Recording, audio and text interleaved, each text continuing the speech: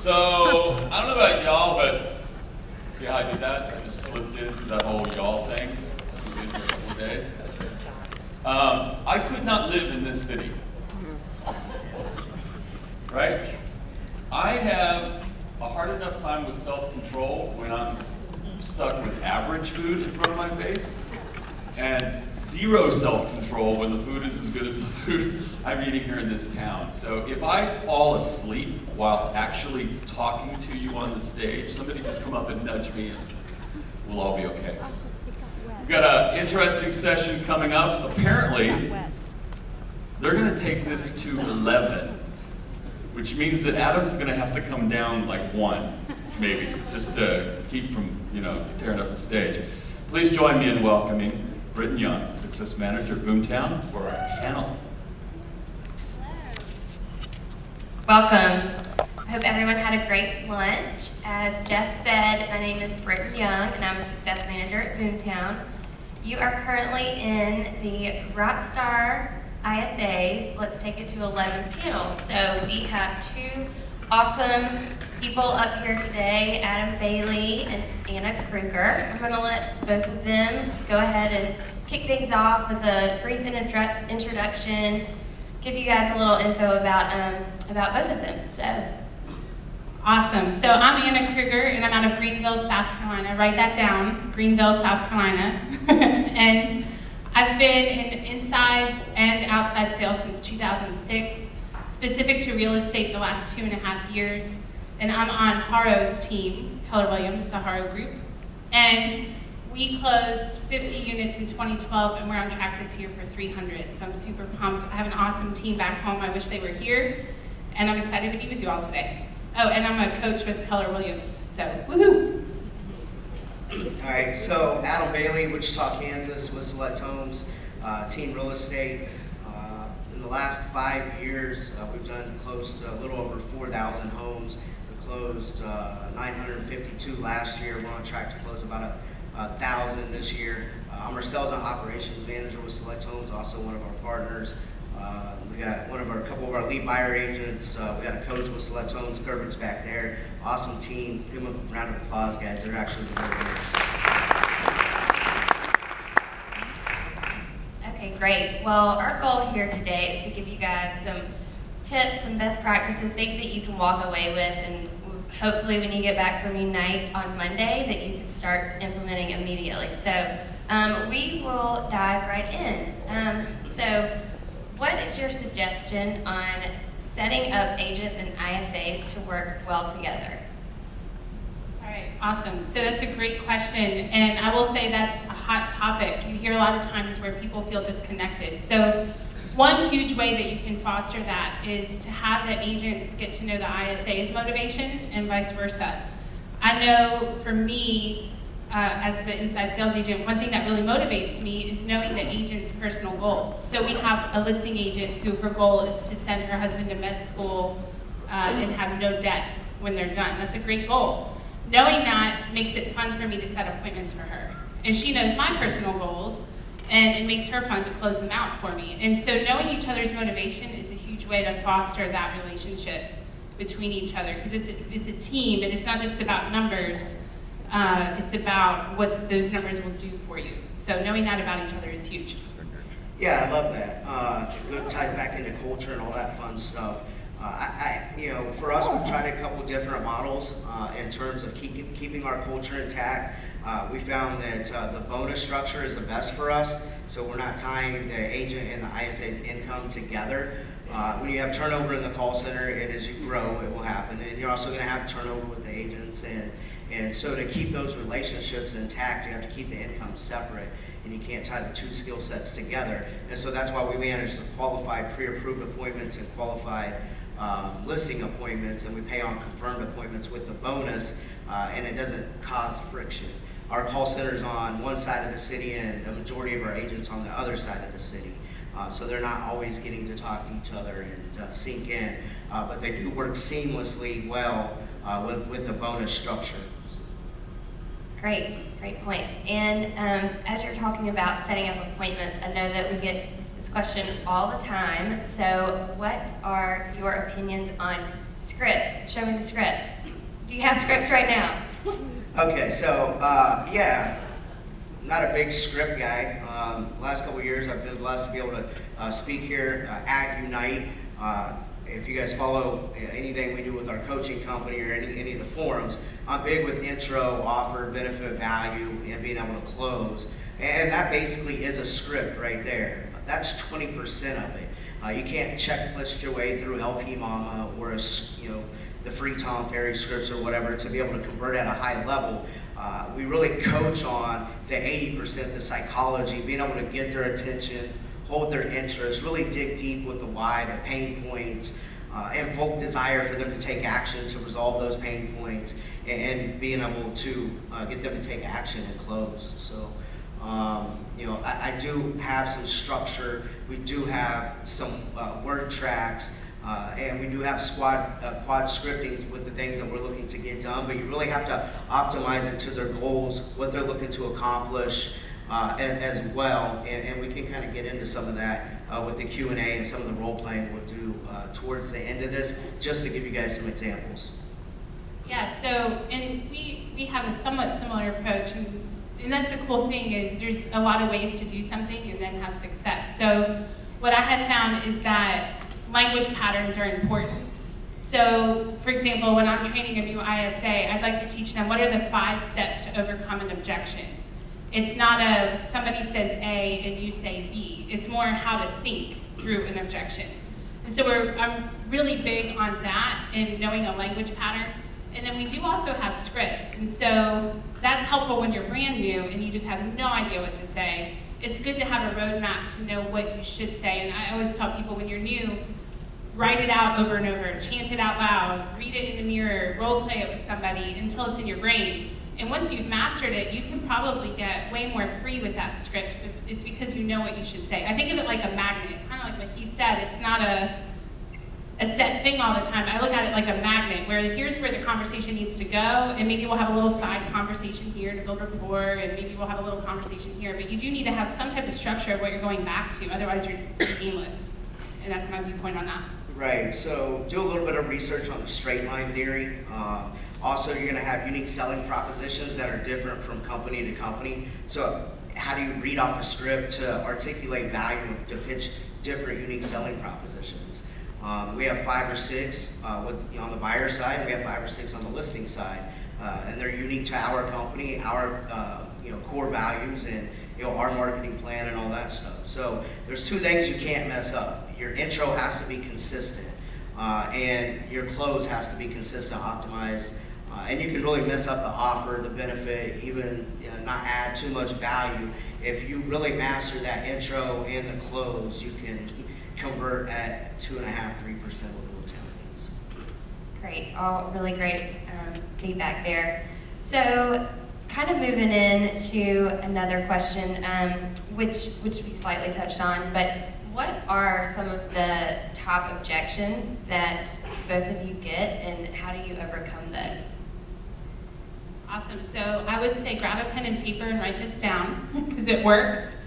And it's more of a language pattern that I'm going to give you, and then I can give an example if that works. But basically, when you get an objection, I want you today to know how to handle an objection, whether they say, I don't want to buy that house because the grass is blue. I mean, who gets that? But I want you to know how to handle it if you do.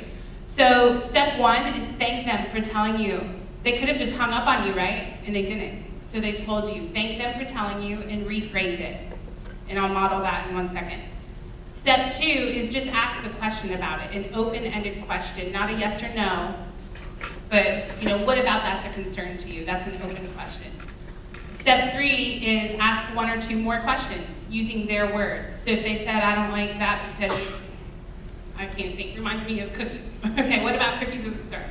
So you're gonna use their word to turn into another question. And then step 4 is, okay, if I can solve that for you today, would you be interested?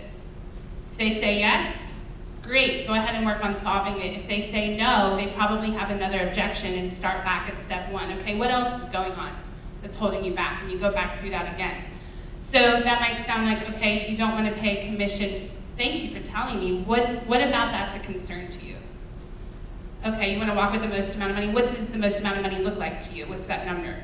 Okay, if I could show you that we could get you 20,000, would you be interested? Okay, great. And it's more of a language pattern. Right.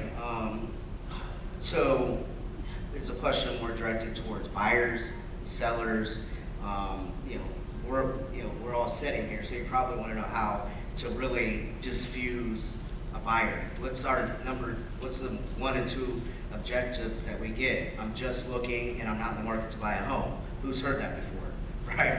Right. So the easy way is to embrace it and add value and start building trust. So we're here talking about ISAs, and you need to start thinking in terms of a resource center and adding value, not selling somebody something.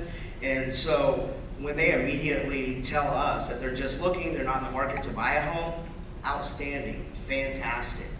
Let me tell you what I can do for you today.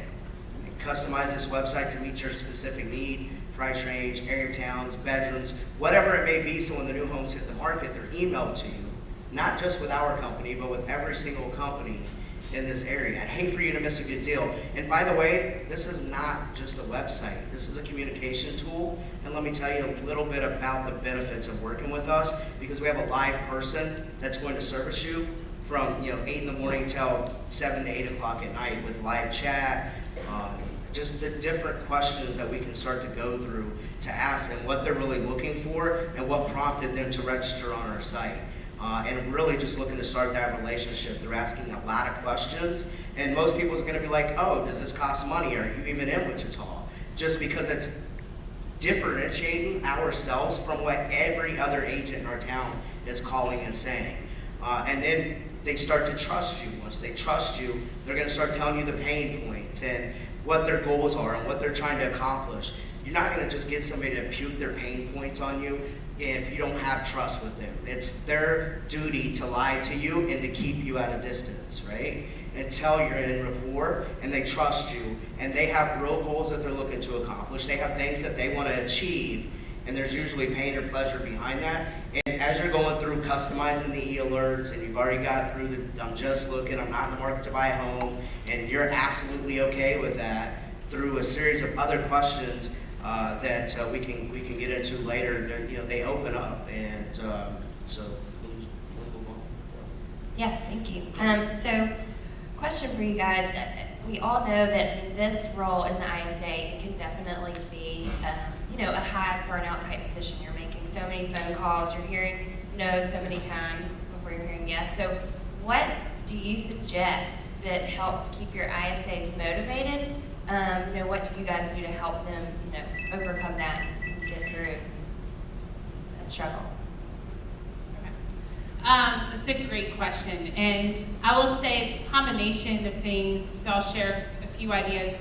One is, if you are doing all outbound, or if you have an ISA on your team that's doing all outbound, it's really good sometimes to get those inbound calls just to, number one, break it up and to give you an easy win. You need that sometimes to just get through the day. So that's one thing that can be done. Another thing, I touched on it earlier, is keeping your motivation at the forefront of your mind. So I know at my desk, I have a vision board of things that I want to accomplish. I have my mortgage statement with the balance blacked out, because one of my goals is to pay off my mortgage in 2 years. So having that, and it's in the line of vision of the phone. So that when I'm sitting there thinking, I do not want to make one more phone call, I can see it in the line of vision of my phone, and it reminds me. And then, as I mentioned, knowing the agents around me, I was on the phone on Monday making calls. Truthfully, I was not in the mood to make calls. Can I say that? And I knew my agents' motivations, and we're in a contest right now. And I thought, I can't not make calls. It's not just about me. It's about them. They need closings too. And that really motivated me. I think it's important to know what motivates you as a person and tap into that and use tools. For me, it's helping people around me accomplish their goals. I'm passionate about that. For somebody else, it might be different. Know your motivation and how you're wired. Know your team's motivation and how they're wired, and keep that in mind. Look, we don't get no's. Really, when you're adding value and that's what you're focused on, you're not getting no's. And so we're not here, we could care less when you buy a home, which home you buy. We want to facilitate this process and be a resource center for you throughout this process. And when I touched on some of the things in terms of adding value, another good question is a lot of people are pretty impressed that we tee up pre-qualified buyers for our buyer agents. And we don't use the word pre-approved or pre-qualified starting off that relationship. That's what we want as an ISA or as an agent, but to them, that's a sticky industry word. That's not a benefit to them. And so a better question to ask and to get to them thinking is, hey, out of curiosity, quick question, do you know what your credit score is? Did you know you needed a 640?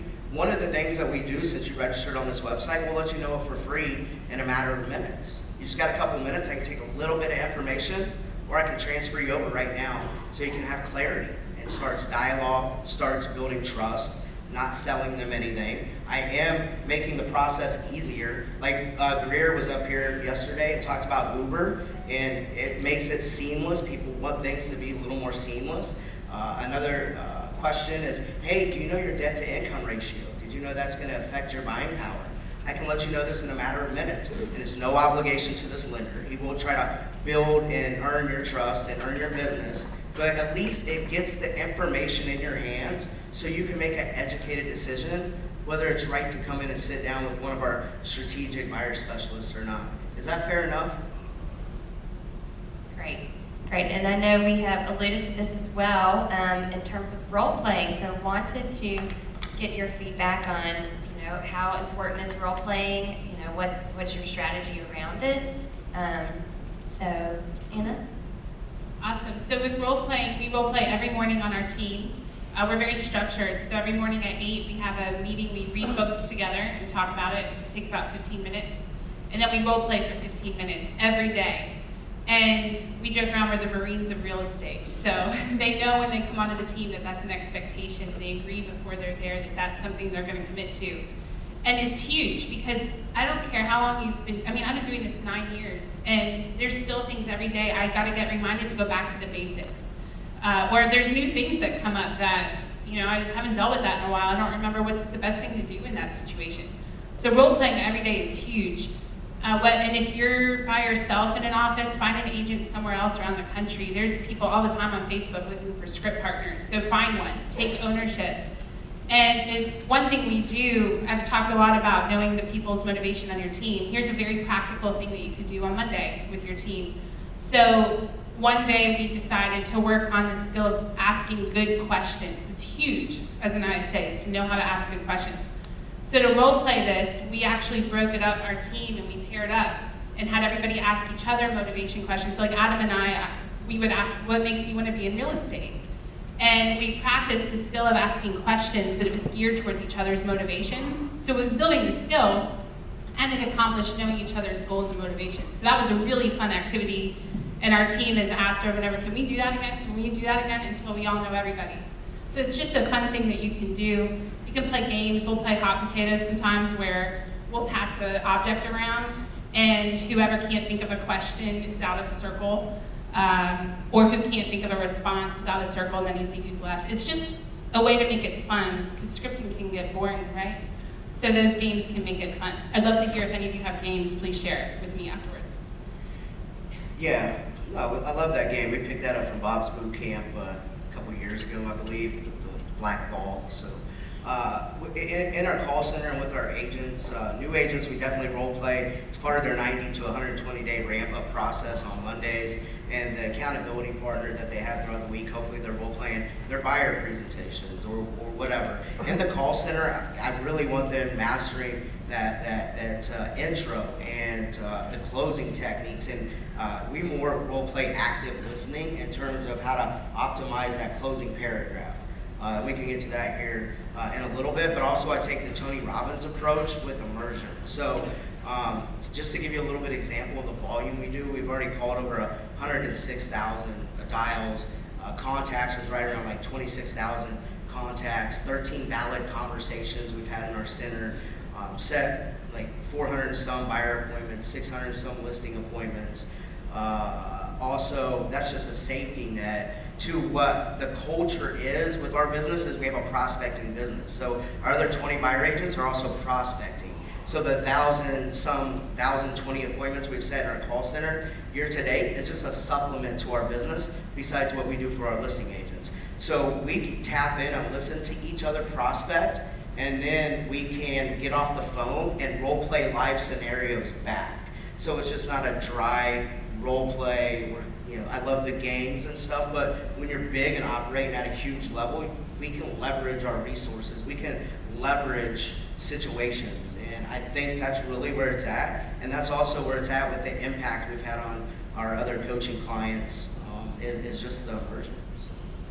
Yeah, that's great. And speaking of coaching, what type of coaching do you do for your ISAs that you have currently? I mean, I know that we have a lot of people who are either just starting out with the ISA model or are looking into the ISA model, and a lot of times they may just think, hey, I can hire someone and place them in this role and then tell them what to do, and this is going to be perfect. We're going to have more appointments and close more deals in 6 months. I'm just going to leave them there and walk away, and this will be great. And we all know that that's not the case. That's definitely, that's not going to work. You're not going to see success with that. So in your experience, what have you guys done with your ISAs in terms of coaching?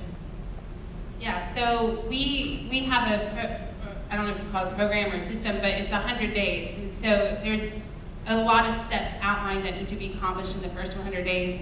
Some of it's reading books about real estate to help them see the big picture. It's going to classes that are in our local area that help with real estate. A lot of it is just get on the phone and start doing it. So when I first started hiring ISAs, I felt like I had to go through all this really specific training, which they do need before they got on the phone. And I've learned over time, just get on the phone, get okay with failure. You're gonna mess it up, and that's okay. And stand there next to them and do it with them. So usually the new people are right beside me, and they hear, and it's funny, I feel like we script all day long because it's like what he said, it's immediate. You hear them hang up, all right, what just happened? Okay, let's role play it. What do you think you did well? What do you think you could do better? And if you are training somebody, I really encourage you, start off always asking them, what did you do well? A lot of people are really hard on themselves, and in your perspective, they might have done a great job, and in their perspective, they just tanked it. And help them to learn how to see what good they just did and build on that skill. It's just as important to know what you're doing right as it is to know what you need to improve on. Because when you know what you're doing right, you know to keep doing it. So really, that's a huge thing with us is we'll usually go over 3 or 4 things that they did right, and maybe just one thing each day that they can improve upon. So, I don't know if that answers your question, but that's okay. We're kind of blessed. Mike Gerbig's taught almost every program under the sun. So, we've coached with Bob, Dirk, Mike and Jay with NADA, devoured all Haas Pratt stuff. Barry's going to be here in the morning, go through, devoured all of his stuff, and really, we've all just kind of coached together on different stuff and just not committed to one coach, one dialogue, one spreadsheet, just one belief, and just took bits and pieces from each coach. And it's like, okay, you're struggling with this. Here's a resource in our Dropbox. It might be 7, 8 years old, but it's very relevant and it's outstanding information. Just to give you an example of how we coach our people is, we coach live for 7 hours a week, our agents, ISAs, and also with other ISAs and other buyer agents and teams across the nation, where we sync in, make live calls together, screen share after each call. We kind of dissect it, break it down, analyze it, give feedback. And then on Thursdays, we're coaching on foundation, fundamental stuff for about 1.5 hours Thursday. And then Thursday afternoon, it's very advanced psychology and reversing, softening statements, and just really how to position yourself as an expert. And then call night every Thursday we're coaching. And all of our ISAs except my lead ISA comes to call night. So just use all your resources. Ursula Tomes. Can I add one thing? Sure. Can I be really candid with you all? I have a hot button issue, and it plays off something he said, which I think was a great point, is maybe there's something in Dropbox that's 7 years old. Don't overcomplicate this. a conversation that worked 7 years ago probably work today. Humans are still humans, right? And I'm just gonna be very candid. It drives me up an absolute wall when a new ISA comes in and they think, I've done this for 2 days, I'm just gonna do my own thing because I'm not really, I don't really wanna learn that script, it sounds weird to me. If it's proven and it works, do it. And you can adjust it. And you might change hello to hey, but the pattern needs to be there. And what I've seen is we have a new ISA on our team. He's steadily setting 1 appointment a day at this point, and it's because he just owned it. He recorded himself saying the script. He listened to it in his car everywhere he went. It annoyed him because he loves music, but he did it because he thought, I need to master this order in my brain. He read it out loud. I would pass him in the conference room and he's sitting there writing the script out. Well, you know what? Out of all the ISAs we've hired recently, he is the one that's got it going on. And own the script. And this is true for me too. If I step into a new role, I don't want to approach that like, well, I know it all because, I'm just whatever. Like, do what you know works and implement it. And once you master it, then you can start to have some creativity. So I'll step off my soapbox. I actually built a soapbox. I have one at my house, for real, because I have moments like this. Yeah, so I'll even plug a MAPS coaching technique that we use, and actually it's outstanding. When I first got into real estate, 5 years ago, devoured all Sean Kokoska's stuff. And we all heard, I'm just looking, I gotta go, I'm at dinner, I'm at work. And other than just looking or I'm not in the market to buy a home, we normally feel like rushed off the phone. They're trying to get off with us and they're giving us an excuse. And we've always been told, and you hear it from everybody, the money is in the nurturing, the money is in the follow-up. And I will tell you, all follow-ups are not created equal. And so how do you know who to really follow up with and not follow up with? And so there's 2 questions that you can ask when somebody tries to rush you off the phone. Go to rush them real quick. So, hey, I gotta go. I'm like, real quick, I know you gotta go, but if you had a magic wand, how soon would you like to be able to move into your next home? They're like, what did you just say to me? And they'll say yesterday, or a week, or 2 weeks, or 6 months. Great, I know you have to go, real quick. What needs to happen within that 6-month mark? I need to sell my house. And they'll tell you, I need to repair credit. I need to save a down payment. I need to execute my lease. Whatever it may be, you would have just got off the phone with him, or your next question would have been, when do you want me to follow up, right? And then you're following up with all these to-dos, and you don't know who's worth following up with or not.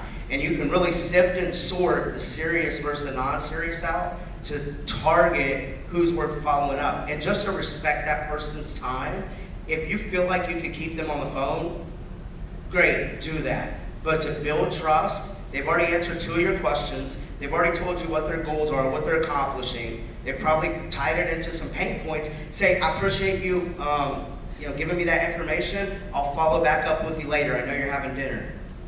Sound like a plan?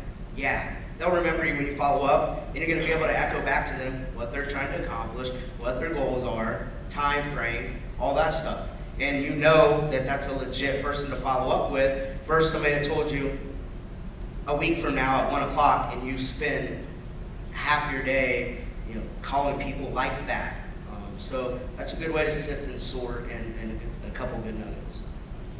Great feedback. Okay, so we have just a few minutes before we are going to open it up for questions. I'm sure there are lots of great questions out there. So for you guys, what is the one thing, if you could only give out one piece of advice that you, from things that you've learned or just things that you know that you're doing now, that you would give to ISAs to take back on Monday?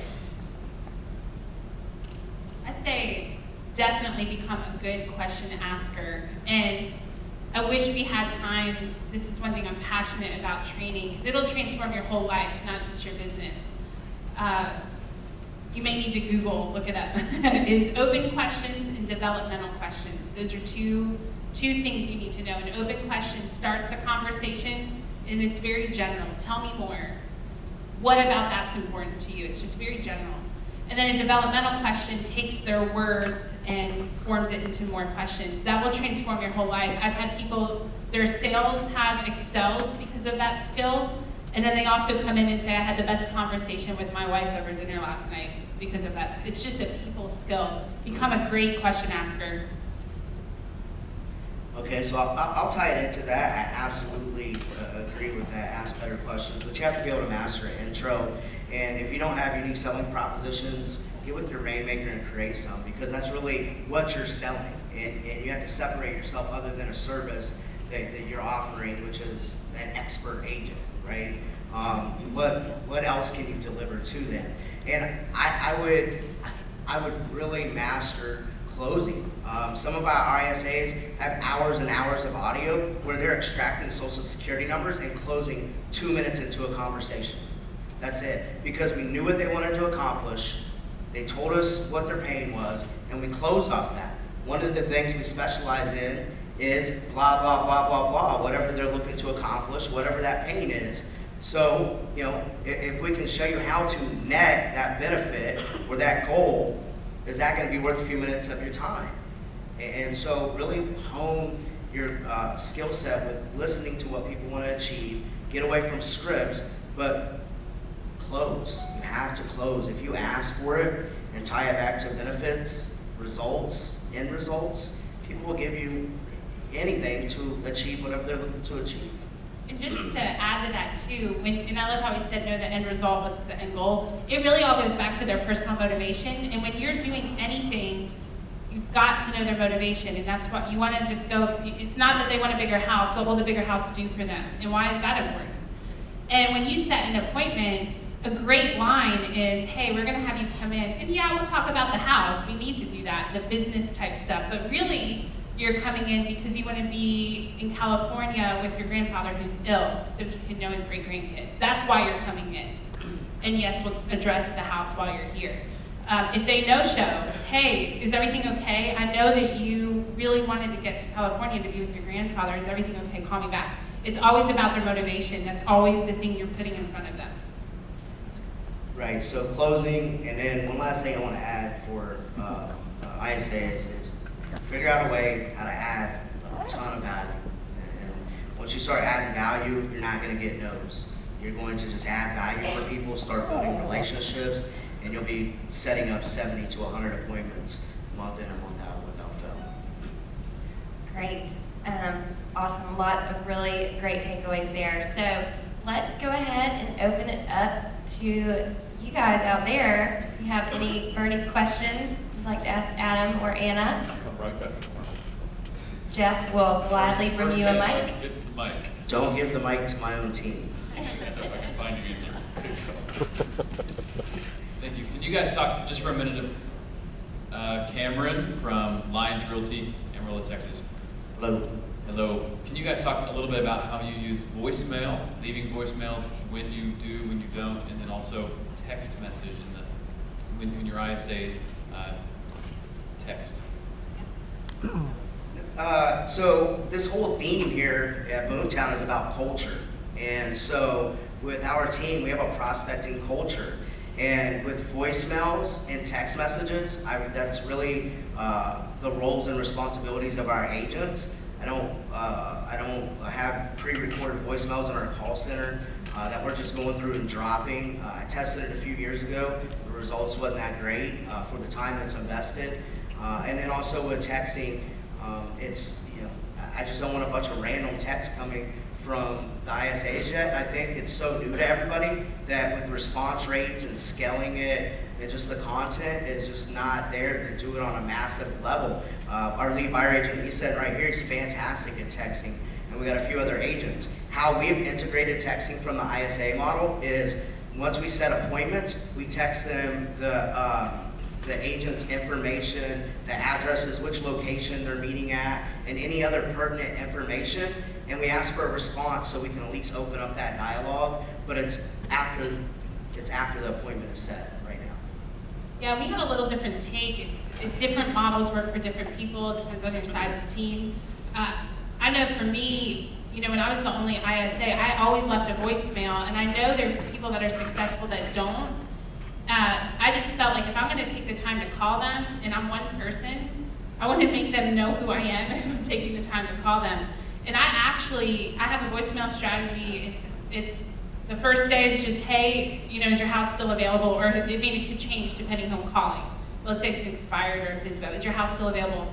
And then messages 2 through 4 have some type of value add. Hey, we usually sell a home in 30 days compared to the average in the area of 90. Call me back and I'll tell you how. And then the last message is, and this is day 5, your tone is very important. It's, hey, you know what? I've left you a bunch of messages. I don't know if you're just busy or if you're not interested, but I do not want to pester you if you are not interested. If you are interested, call me. I want to help you. Either way, call me back, just so I know. And you will often get a call back on that one.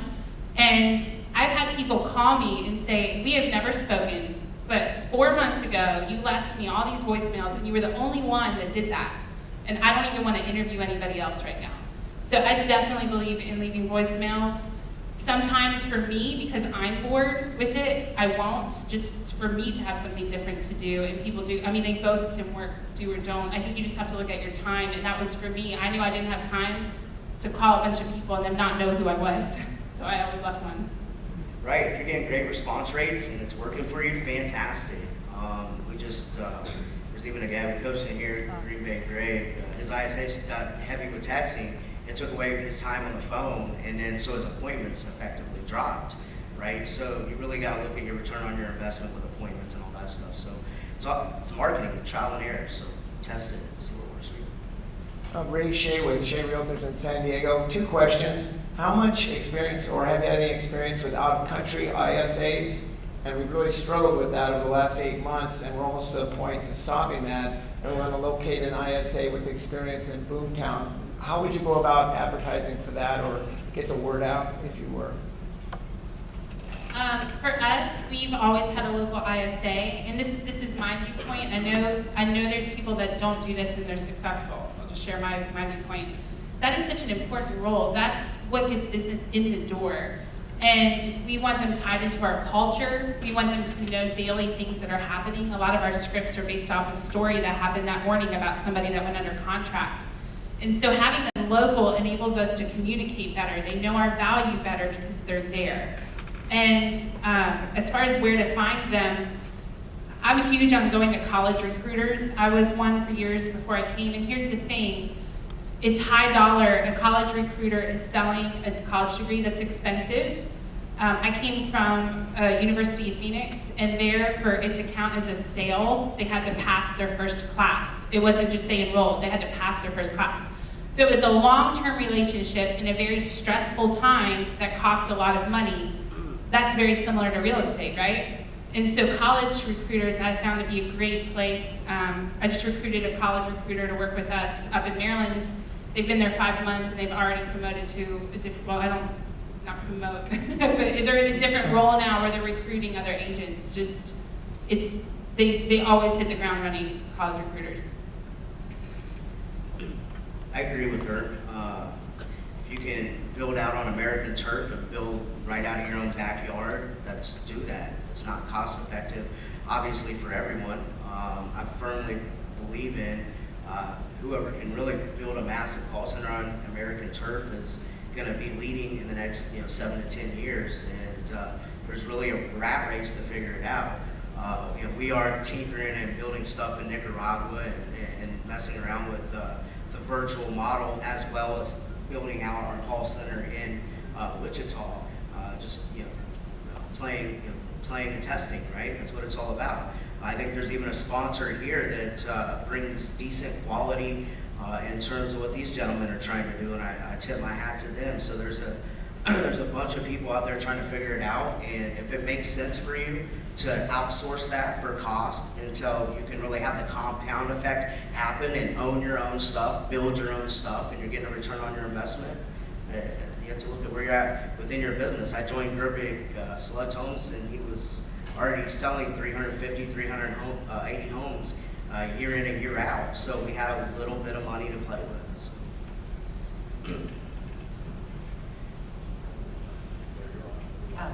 Hey, I'm Kim Eber from Fort Mill, Century 21.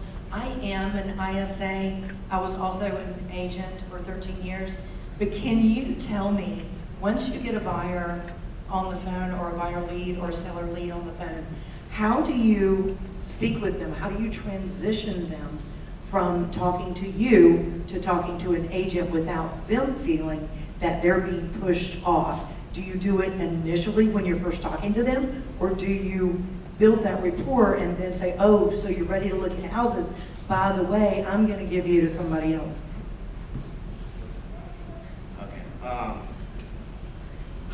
Normally, most people don't become agents and then ISAs. It's usually the other way around, so 13 years. I think you really have to position the agent and get really clear with your roles and responsibilities with them over the phone. One of the things that I do for this company, and here's how it's going to benefit you, here's how this is going to look, these are the people you're going to work with in the next step, so they don't feel duped, right? And they have clarity of what these next steps are going to look like. And so you are constantly positioning those agents, whether it's our listing agents, we already know who the appointment's going to. We run a hybrid where every lead that was born with a buyer agent always goes back to the same lead. And so we're always having optimized conversations about that agent, and they're seeing that agent's picture being dripped on them, and we let them know we work in the client care department, and we let them know what we can do for them. And so I think if you set the expectations up front, right after your intro with, here's what I can do for you, it's not an issue really with our team. So it's controlling those expectations up front. I'd love to work with you afterwards on some language, some intro stuff, and come find me and I can spend 2 minutes with you and we can correct that. Yeah, I said this yesterday if you're in here, but I'll say it again because it works, it's golden, and it's easy. At the very beginning, just let them know, hey, my role here, think of me like a nurse. And even if you have, I struggle because I have the knowledge and it's hard to not share everything. And if you've been an ISA for a while or have been an agent, you probably should have the same thing. So it's just saying, you know what, I'm a nurse, so think of me like the person that's going to gather all the information, and then I'm going to figure out who the best doctor on the team is to help you. And if you say that up front, you're fine. That's the end of the conversation. They know what's happening. And then when you're setting the appointment, say, okay, here's the next step. You're going to meet with Jacob and build them up. He is freaking awesome. If my mom had to list her house, I'd want him to be the one to do it. And so we're going to go over any questions, go over your motivation, and then at the end, you're going to sign to activate the next step. So in their mind, when they're coming in, they love Jacob, and they're signing with him. Even if you guys, anybody run the showing partner model, we have transactions department, listings department. There's a lot of handing off in our company and a lot of processes. It's very streamlined. A couple of years ago, when we started running the showing partner model, you don't want anybody to feel like they're being handed down to somebody. You always want to be handed up. And so you really have to believe in your peers. You have to have a thriving culture, but you have to believe that they're delivering a certain quality metric and living up to what you're promising them on the phone, because you're promising something to them and they have to come in and deliver. And execution is always harder than the promise, right? So just believe in your people and start selling them from the beginning. Our whole team is just selling one another. We're selling our departments. Our departments are selling the agents, and we all believe in one another and it works. And it's not being handed down, we're handing you up Great. to a more qualified specialist. Thanks, Adam. And it looks like we have just a very few minutes left, so I believe we should have time for at least one more question. Hey, Brandon Howe with Remax in Arizona. Thanks to both of you guys for sharing with us. The one question I had, maybe for both of you to address, is can you share what your intro and your outro is? Figured somebody was in this. So I gave the intro last year. How you want to diffuse them is you need to thank them for registering on the website. And you need to get into what their situation is, because I don't care if they're looking at homes. I really don't even care to thank them at that time.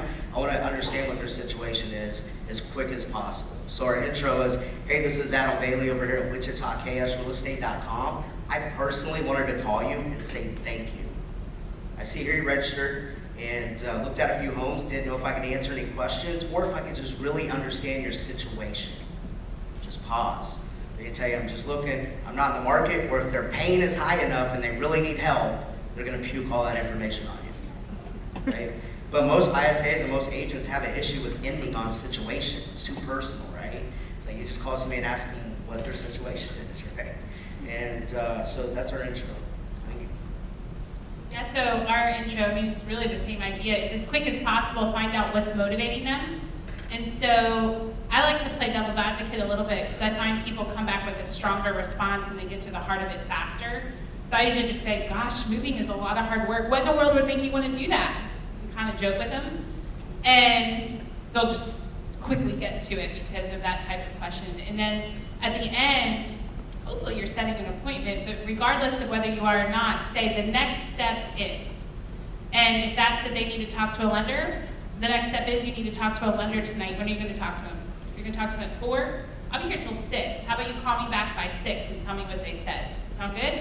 So it's almost like you're setting an appointment for every conversation. Sometimes that will be a literal appointment, and sometimes it's the next step appointment, if that makes sense. So why in the world would you want to move? The next step is the end of that conversation. So we don't get into the lender stuff and tell you, the offer is adding the value, customizing the website. So after the intro, they're gonna tell you, I'm just looking, I'm not in the market. Great, fantastic, here's what we can do for you. We're in the client care center, and we go right into the healers. Like every live person we get on the phone, it's mandatory we customize the healers through Assumptive, getting to that point, not asking them if they want to set up. And most of the time they'll be like, does this cost money? And then once you are doing something for them and adding that value, you know, and asking those questions, at that time you're going to figure out what their motivation of the situation is, and they'll tend to open up at that point. And then you have permission to be able to close them. And once you understand what they're looking to achieve, you understand what pain points are, you're not going to get a lot of no's if you understand your audience and they're open and it's not random. Just like to give you a closing paragraph, I know exactly what you guys want here, I know exactly why you came to this. And so if I can honestly, you know, one of the things I do is help ISAs, you know, set, you know, 70 to 100 appointments month in and month out. So if I could show you how to tee up qualified pre-approved appointments month in and month out for your agents, that's going to help you guys make more money. Wouldn't that be worth a few minutes of your time just to come in and sit down and talk to me?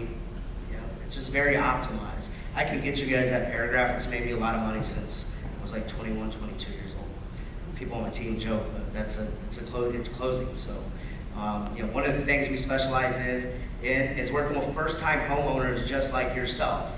I know you're looking to get to the Goddard area, so if we could show you how to negotiate a good deal on your behalf, look after your fiduciary responsibilities, add in whatever type of pain points, is that going to be worth a few minutes of your time to come in and sit down and meet with one of our strategic buyer agents? On the listing side, we know people want, what do they want? They want their home sold the fastest for the most amount of money. It's pretty simple. So, you know, one of the things that we specialize in is really exploding and expanding your home's traffic to pre-exposure to pre-qualified buyers. So if we can show you how to get your home sold the fastest for the most amount of money, and it's no obligation to meet with our listing specialist, is that going to be worth a few minutes of your time? Great. I just need a little bit of information to get your fair market analysis started. You're going to meet Greg tomorrow at 6 if that's okay. Great, thank you. Jeff is standing here giving me the look of... We're taking it to 11. I think they took it to 11. Thanks, guys. Really appreciate it. Real quick takeaways for me. One, know your team's motivations, understand them, use them, help each other communicate with each other using those motivations. Second, it's as important for people and for your team members to understand what they've done right as it is for them to understand what they've done wrong. I think sometimes we don't get enough feedback on the things that we're doing correctly. And sometimes all we hear is, well, you could have done that better, you could have done that better. And I think the right stuff matters a lot, especially when you're trying to build a success culture, right? So really want to thank you guys. Give it up for them again. We're going to take a quick break. We're going to be back here at 2:30. Nothing on the schedule has changed. All the venues are the same. Getting more from your social medias here at this venue.